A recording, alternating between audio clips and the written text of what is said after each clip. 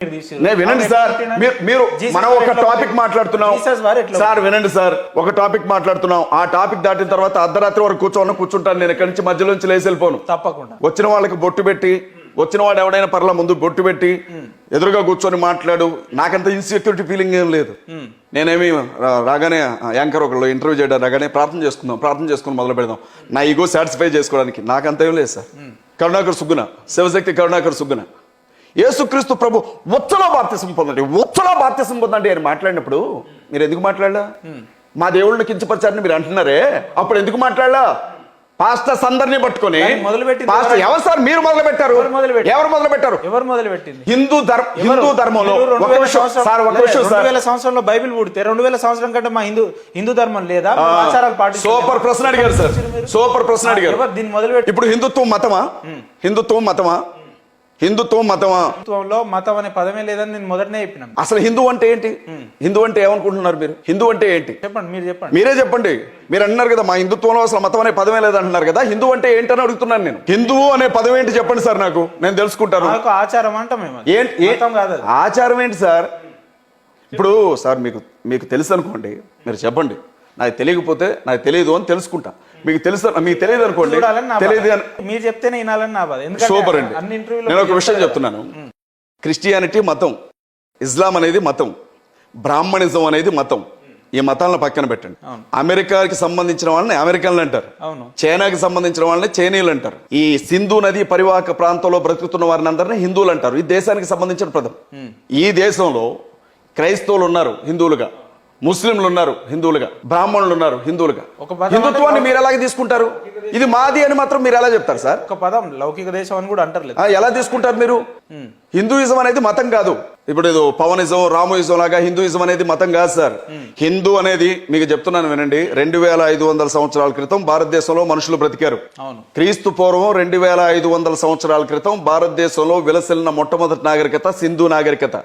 సింధు నది పరివాహక ప్రాంతంలో బ్రతికినటువంటి ఈ మనుషులందరినీ కలిపి సింధువులు అని పిలిచారు. యేసుక్రీస్తు ప్రభు పుట్టడానికి 2500 సంవత్సరాల క్రితం అసలు ఈ భారతదేశ భూభాగం మీద మనుషులు లేరు. 2500 సంవత్సరాల క్రితం నుంచి ఇక్కడ నాగరికత అనేది మొదలైంది మనది. ఆ సింధు నది పరివాహక ప్రాంతంలో బ్రతికిన వాళ్ళందరినీ హిందువులు అన్నారు, సింధువులు అన్నారు. ఇప్పటికీ హిందువులు అంటారు. మీరు దుబాయ్ గాని కువైట్ గాని వెళ్ళండి, ఇప్పటికీ అదే పేరుతో పిలుస్తారు మిమ్మల్ని. హిందూ అనేది దేశానికి సంబంధించిన పదం, దాన్ని వదిలిపెట్టండి పక్కకి దయచేసి. మా హిందువులు అనొద్దు. మేమెవరు సార్? అమెరికన్స్ మేము, పాకిస్తాన్ వాళ్ళం మేము, చైనా వాళ్ళం మేము హిందూసే. ఈ దేశంలో పుట్టిన ప్రతి ఒక్కడు హిందువే. అతను క్రైస్తవుడైనా, ముస్లిం అయినా, బౌద్ధుడైనా, జైనుడైనా ఎవడైనా హిందువే. ఎవరు సార్? జై హింద్ ఎందుకన్నా సార్? చచ్చిపోయిన వాడికి జై ఎట్లా చెప్తారు సార్? శ్రీరాముడు చనిపోలేదా? చనిపోయిన వ్యక్తికి ఏం చెప్తారు సార్? చనిపోయిన వ్యక్తికి ఏం చెప్తారంటున్నా. మళ్ళీ జై చెప్పమని ఎట్లా అడుగుతున్నారు మీరు నన్ను? చనిపోయిన వాళ్ళకి చెప్పరు. చనిపోయిన వాళ్ళకి జై. మహాత్మా గాంధీకి జోహార్ అంటే విన్నా నేను, రాజీవ్ గాంధీకి జోహార్ అంటే విన్నా, ఇందిరాగాంధీకి జోహార్ అంటే విన్నా, రాజశేఖర రెడ్డికి జోహార్ అంటే విన్నా, ఎన్టీఆర్ గారికి జోహార్ అంటే విన్నా. చచ్చిపోయిన వాళ్ళకి జోహార్ చెప్పడమే మాకు నేర్పించారు స్కూల్లో. మరి మీరు కొత్తగా ఏమైనా చెప్తున్నారు చచ్చిపోయిన వాళ్ళకి జై చెప్పండి అని? రాహుల్ గాంధీకి జై అంటాం, రేవంత్ రెడ్డికి జై అంటాం, జగన్మోహన్ రెడ్డికి జై అంటాం, చంద్రబాబుకి జై అంటాం, బతుకున్న వాళ్ళకి జై అంటాం. శ్రీరాముడు చచ్చిపోయాడుగా, చచ్చిపోలేదా? సరైన నదిలో ఆత్మహత్య చేసుకొని చచ్చిపోయాడు కదా. మీరు అవతారం ముగించాడు అనండి, లేకపోతే నీళ్లలో కలిసిపోయాడు అనండి, మీరేం చెప్పినా చచ్చిపోయాడా లేదా మనిషిగా పుట్టిన తర్వాత? చనిపోయినటువంటి వ్యక్తికి జై ఎట్లా చెప్తారు సార్? మళ్ళీ జై శ్రీరామన్ అని చెప్తున్నారు మీరు, ఎట్లా చెప్తారు అసలు? జోహార్ శ్రీరామందాం. నాకు కూడా అభిమానమే రావుండి అంటే చెప్తారు. అట్లయినా కూడా జోహార్ శ్రీరామందాం. చచ్చిపోయాడు కదా మనిషి. గరికపాటి నరసింహరావు గారు చెప్పలేదా? శ్రీరాముడు ఉట్టి మనిషి, దేవుడు కాదు, మీకు భక్తి ఎక్కువై పూజిస్తున్నారు అని గరికపాటి నరసింహరావు గారు చెప్పారు. మనిషిని పూజించాల్సిన అవసరం ఏంటి సార్? సృష్టికర్త ఉన్నాడు కదా, సృష్టి మొత్తాన్ని చేసిన దేవుడు ఉన్నాడు కదా, ఆయన పూజిస్తాం. మనిషిని ఎందుకు పూజించాలా? మీరు నన్ను పూజించడం, నేను మిమ్మల్ని పూజించడం ఏమొచ్చింది? నేను తిండి తింటాను, బాత్రూమ్కి వెళ్తాను, మీరు తిండి తింటారు, బాత్రూమ్కి వెళ్తారు, ఇద్దరం ఒక రోజు చచ్చిపోతాం. నేను మిమ్మల్ని పూజిస్తే నాకేమొచ్చింది? నన్ను పూజిస్తే మీకేమొచ్చింది? జోగి రాసుకుంటే బూడిద రాలిద్ది అన్నట్లు ఉంటుంది. ఎవరు సృష్టికర్తను పూజించాలి అంటే బైబిల్ లెక్క ప్రకారం ఎవరు మీ సృష్టికర్త? సృష్టికర్తకి పేరేముంది సార్? ఆయన ఒకసారి పేరు అడిగారు. మోషే అనే ప్రవక్త ఆయన ఒకసారి పేరు అడుగుతాడు. మన పక్కనే ఉండే ఈజిప్ట్ దేశంలో ఇజ్రాయెల్కి సంబంధించిన ప్రజలు 430 ఏళ్లు దాదాపు బానిసత్వంలో బ్రతికారు. ఇది హిస్టరీ, బైబిల్ కథ కాదు. బైబిల్లో కథలు ఉండవు సార్, హిస్టరీ బుక్ అది. అందులో ఉన్న ఏ దేశానికైనా వెళ్ళండి ఆ దేశం ఉంటుంది, ఏ నాగరికతకైనా వెళ్ళండి ఆ నాగరికత ఉంటుంది. ఇజ్రాయెల్లో ఉన్న ఈ ప్రజలందరూ కూడా 430 ఏళ్లు ఈజిప్ట్లో ఉన్నారు. ఆ ఈజిప్ట్ బానిసత్వంలో వాళ్ళు బ్రతకలేనప్పుడు మనల్ని బ్రిటిష్ వాడు పరిపాలించినట్లుగానే వీళ్ళని ఈజిప్ట్ వాళ్ళు పరిపాలించారు. ఆ టైంలో ఈజిప్ట్ దేశంలో ఈ జనం మొత్తం అక్కడ బతికారు. ఆ టైంలో మోజెస్ అనే ఒక ప్రవక్తని దేవుడు పిలుస్తాడు మండుతున్న పొదలో నుంచి. పిలిచి వాళ్ళు బానిసత్వంలో మగ్గిపోతున్నారు, వాళ్ళని బయటికి తీసుకురావాలి, నువ్వు అక్కడికి వెళ్ళాలి అని చెప్తాడు. చెప్తే ఇతను ఏమంటాడంటే, నాకు నోటి మాంద్యం, నేను వెళ్ళలేను, నాకు నత్తి నా వల్ల కాదు అని చెప్తాడు. అరే నాయన, నత్తి గిత్తని సమాధానం చెప్పకు, మోగోడిని పుట్టించింది నేనే, నత్తోడిని పుట్టించింది నేనే, నాకు తెలుసు అదంతా అని అడుగుతాడు. చివరికి ఒప్పుకున్న తర్వాత మోషే ఏమంటాడంటే, ఇదంతా బాగానే ఉంది కానీ ఇంతకీ నిన్ను ఎవరు పంపారు అని అంటే, నేనేం చెప్పాలో నీ పేరు అని అంటాడు.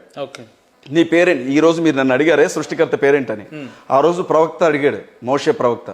ఇస్లాం సహోదరులు కూడా మూసా ప్రవక్త అంటారు, ఆయన రాసిందే ధర్మశాస్త్రం, ఖురాన్లో ఉన్న ధర్మశాస్త్రం ఆయన రాసిందే, మూసా ప్రవక్త.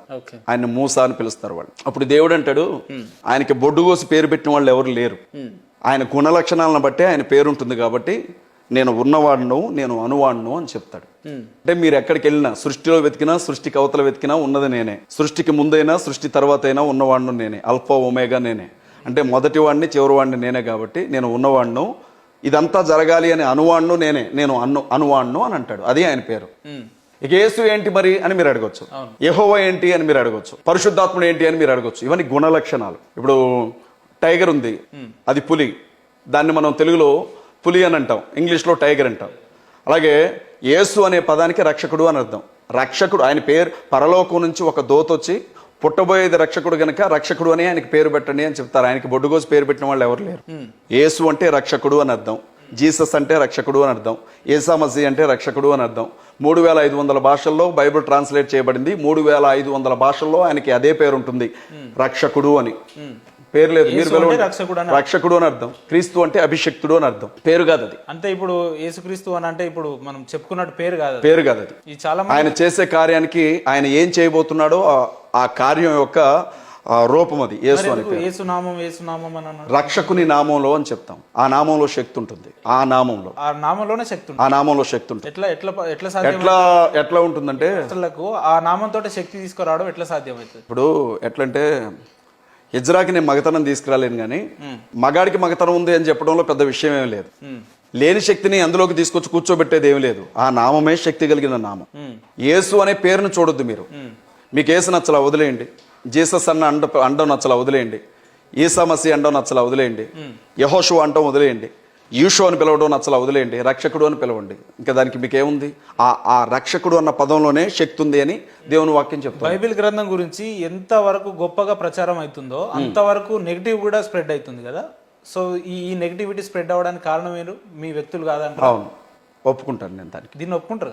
ఎందుకు ఆ రకంగా? నిజంగా మీరు చెప్పే బైబిల్ అంత శుద్ధమైన గ్రంథమే అయితే ఎందుకు ఈ రకమైన వ్యక్తులు మనం చూస్తున్నాం? ఎందుకు ఈ రకమైన ఆలోచనలు పుట్టుకొస్తున్నాయి? బ్రదర్, ఒకటి ఏంటంటే, మనుషుల్ని దేవుడు స్వేచ్ఛ కలిగిన వ్యక్తులుగానే పుట్టించాడు కానీ రోబోలుగా తయారు చేయాల. నేను లెగమంటే లెగాల, నేను కూర్చోమంటే కూర్చోవాలా, నేను స్విచ్ చేస్తేనే కదలాలా, ఇట్లా తయారు చేయాల మనిషిని. దేవుడు మనిషికి స్వేచ్ఛనిచ్చాడు. స్వేచ్ఛనిచ్చి ఏది మంచో ఏది చెడో చెప్పాడు.